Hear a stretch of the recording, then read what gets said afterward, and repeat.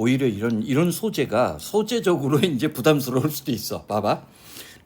Distribution U.S. Farm Homestead Grant the Pioneer Settler 하면 미국 이제 그 서부 개척 시대라고 얘기하는 거야. 그러니까 자 개척길에 나서고 있는 어떤 정착민에게 수여되었던 미국의 어떤 농장 배분된 농장의 배분은 멋멋의 전형적인 사례라고 얘기를 한 거지.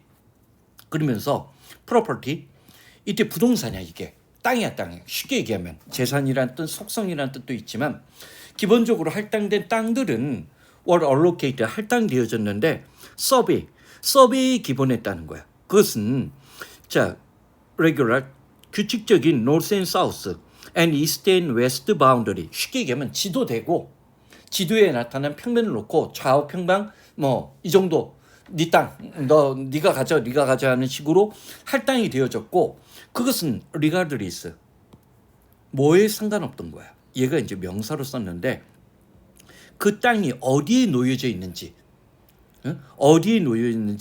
놓여져 있는지에 상관없이라고 했어. 그러면 자 얘가 이제 이거에 대한 부연 설명이 나와. 이게 뭘 의미하는지 봐. 이것이 의미하는 바는 자 홈스테디 자 지급된 어떤 농지의 경계가 unrelated 관련이 없었다는 거야. 얘도 이거 부정어지. 이런 부정어의 접두사에 친숙해져야 돼. 자 그러면 얘가 역접 효과란 말이야. 어떤 면 뭐랑 관련 없었냐면 watershed 자 쉽게 얘기하면 강의 유역. 그러니까 우리가 지도를 놓고 봤는데 사실은 이게 높낮이라든지 강이라든지 이런 것들은 신경 쓰지 않고 쉽게 얘기하면 가로 세로 해가지고 아 당신이 이만큼 예를 들어서 여러 명의 그 개척자 농민들이 있어. 그러면 동등하게 나눠줘야 되니까 면적만 계산한 거야. 쉽게 하면 무슨 말인지 알겠지? 응? 그래서 그런 것들은 자 강 유역의 경계랑은 아무 관련이 없었어. 그래서 몇몇 지급된 농지는 아주 고지대에 있고 건조한 지역이었고 여기서부터가 열거 나열이 되는 거지. 여기서부터가 이제 예시가 시작된 거야. 다른 지역은 저지대고 자 뭐가 당연히 이제 강가에 접하고 있으니까 저지대니까 강가랑 접하고 습해. 그러나 subject 자주 보는 표현이지. subject는 주제, 주어, 주체, 요즘에는 과목, 그 다음에 백성 피실험자, 종속예속. 그래서 항상 뭐를 물이 넘치면 범람의 위험에 처해 있었다라고 했어. 다운스트림. 자 하류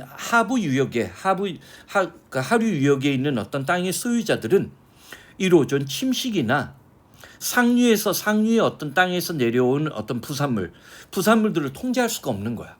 응?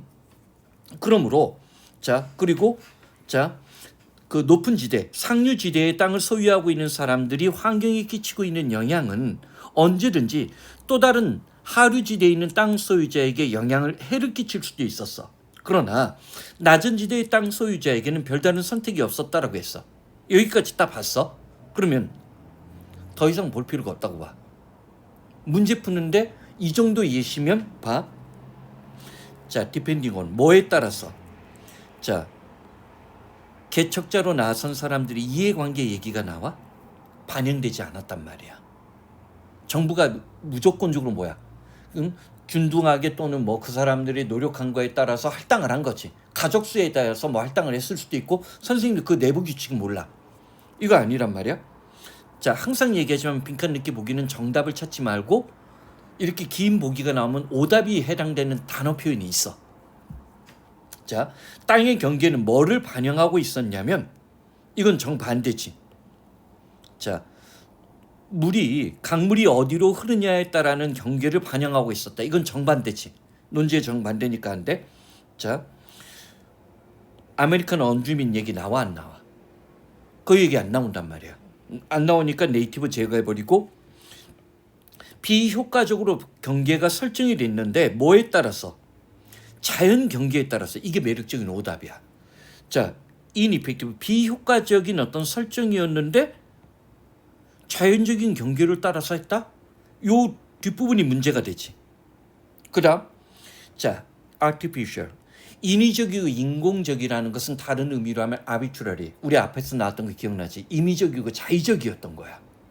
자, artificial도 긍정과 부정으로 오갈 수 있어. 그치?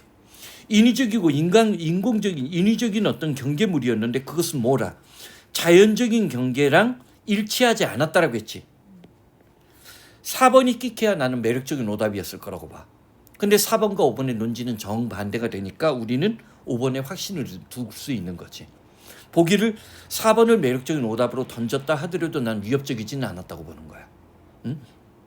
이게 요즘에 몰라, 이제 수능 완성을 한번 좀 지켜보고 싶어. 요즘에 이제 그 한국어 그 선생님도 EBS 교재를 집필을 할 때 챗GPT를 이용한대. 그래서 매력적인 오답을 좀 더 매력적으로 뭐 이렇게 부탁을 한대. 근데 사실 여기까지는 아직 챗GPT의 흔적이 그렇게까지 강력하게 나타나지는 않는다는 거야. 매력적인 오답 기법으로 보면. 마지막으로 보자고. 이러한 19세기에 내렸던 결정들은 시제가 바뀌었어. 오늘날까지도 영향력을 끼치고 있어. 그래서 자, 뭐 어떤 지역인지 모르지겠지만 오스틴 칼리지 스니드, 자, 초원지대의 복구를 둘러싼 가장 도전적인 과제 중에 하나는 침식된 플래시 푸드 런오프 프롬 poorly managed upstream property, 상류 지역에 제대로 관리되지 않은 데서, 자, 유수라고 하는구나. 내려오는 빠르게 내려오는 침식된 어떤 유수들에 의해서 하천 관리, 밑에 있는 것들을 관리 못한다면 뻔한 얘기잖아. 읽고 나니까 별거 아니지. 그치? 이거는 내가 보기엔 네가 12문제를 한 번에 집중하면서 약간 집중력이 흐트러진 게 아니냐. 앞에 게 훨씬 더 잘 낸 문제. 솔직히 이거는 그냥 낯선 소재에서 나오는 출제기법? 근데 참고로 이런 미국 얘기 잘 안 돼. 실전 수능에서는. 왜냐면 우리가 미국 역사를 공부하는 게 아니기 때문에 그래. 그러니까 초창기 이제 수능이 나왔을 때도 당연히 이제 영어 선생님들 입장으로는 미국 교재를 많이 샀다고.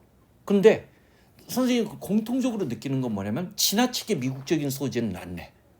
꺼리는 것 같아. 그건 우리가 알 필요가 없는 미국 역사 얘기거든. 아니 세계사도 알아야